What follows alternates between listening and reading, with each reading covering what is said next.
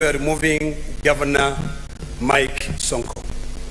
And my colleague, who was sitting on the right, the majority leader, said to me, this is a political process. This is not a legal matter. On that day, I was naive. I sat there, I took my pen and paper, and I was following the arguments which were being made by the legal counsels for both parties. But ultimately, when it came to the point of us voting, I was not given an opportunity. Our standing orders do not give us an opportunity to now contribute and say, this is the reason why I will vote to impeach Mike Sonko, or these are the reason why I will not vote to impeach Mike Sonko. Mr. Speaker, it was simple. Come and vote. Article 123 of the Constitution. And this is to inform my dear sister, the nominated senator, what's her name? Senator Gloria, that ultimately, when it comes down to voting, only head of delegations are the ones who will vote. Elected senators. That is by the Constitution, that is not by Ledama or Kina. So it doesn't matter whether the matter is so emotive. In fact, what will even give the governor an opportunity for a fair hearing is when a committee sits, looks at the issues, the evidence, go through. Mr. Speaker, when I sat here, even if I had my pen and paper and I can read very fast, I never got an opportunity to examine the evidence which was being presented for the removal. Honorable Senators, can you consult in law? So, Mr. Speaker, like I said, I know this is an emotive issue, but for the first time, let us be seen as having given justice an opportunity. I particularly say that I would never participate, although it is my duty, I would never participate in a plenary session to remove a governor.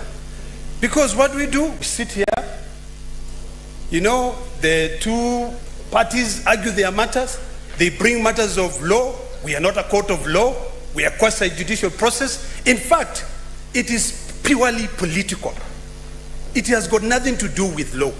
We know very well, when I listen to the charges you brought that have been read out, Mr. Speaker. You know, I will read Article 207 of the Constitution. I will read Section 109 of the PFM Act. But seriously, sitting down here as a senator, will I get an opportunity now to say, give me the evidence? Let me go through the evidence, the receipt that the governor authorized the spending of money at source. Those are accusations. Mr. Speaker, I think it is important for our colleagues to remember that this Senate does not impeach a governor. The impeachment happens in the county assembly. The county assembly are the ones who impeach the governor. Our job here is very simple. As per Article 181 of the Constitution, is to go through the law that was set up by this Parliament, which is the County Governments Act, to go through the process of removal. In fact, it will come to a point whether we're looking at it. We're not going to be looking at it whether this is a man or a woman, or whether the members of the committee were former governors. I dare say that the two distinguished senators who are former governors are really well thought out, very intelligent leaders who can be able to guide this process. So, Mr. Speaker, as emotive as the matter might be, let us remember one thing, that we can today decide, let's change that committee, and we put all nominated women as senators. But when it comes to voting, will they vote? And the fact is, they will not vote. Mr. Speaker, we talked about the issue of men versus women. Those are very emotive issues. But when it comes to a process which is clearly defined by the Constitution, the only people who will vote are the leaders of the delegation. And by design, or rather by the way things are in this country, unfortunately, most of the people who are elected as senators are men. It is a very sad situation, but that's something now that we have to go back to the voters and tell them that make sure that tomorrow when there's a woman who wants to become a senator, elect her. We are talking about this issue of two-thirds gender. But really, should it be a big argument when we are discussing issues of whether to allow 11 of our colleagues? You know, Mr. Speaker, the majority leader, when he sits here, is a very intelligent gentleman. He's not a member of that committee. He chose other members of his party who he thought that would be able to ensure that they give justice to this lady. The minority leader also chose members on this side without looking at the gender. The only thing that we emphasize on was that you are removing a governor. When you are removing a governor, you as an elected senator traverse the entire county to seek for vote. That governor traversed the entire county. If you come and remove that governor and ultimately you don't even have a vote to determine whether she goes home or not, what will it help? So, Mr. Speaker, I want to beseech my colleagues here that let us not trivialize this matter. Let us not bring the issue of two-thirds gender rule to determine how we are going to defend devolution. You know, it is quite sad, Mr. Speaker, that we are sitting in this house today on a special sitting, barely 3 months since the Honorable Governor took office.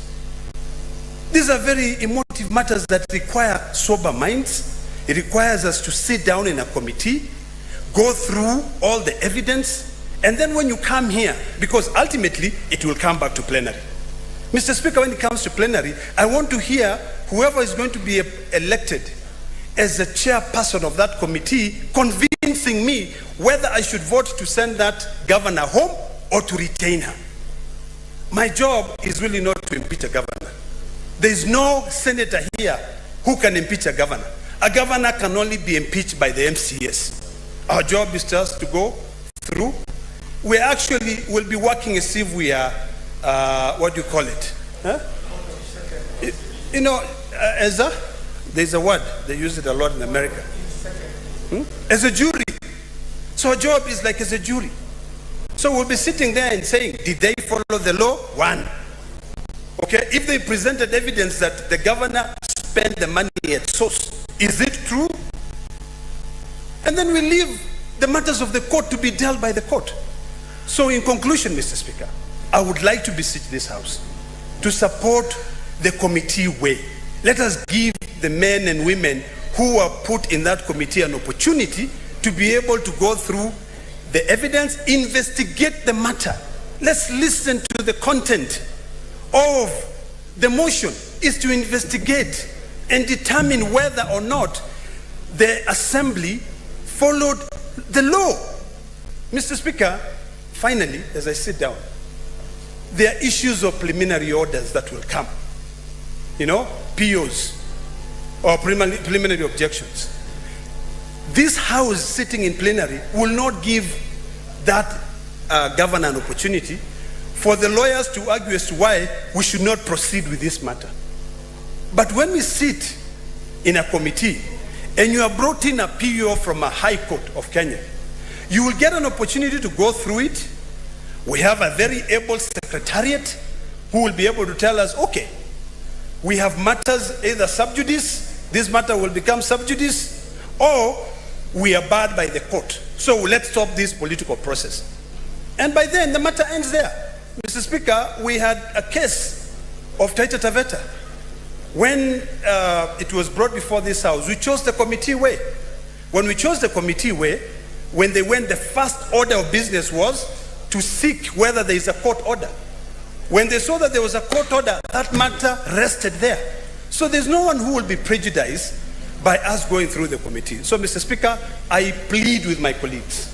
Let us go through the committee way. We give these distinguished senators an opportunity to be able to investigate and save devolution. Mr. Speaker, I thank you. Senator Mwangaza'S. I want to thank you, Mr. Speaker, for giving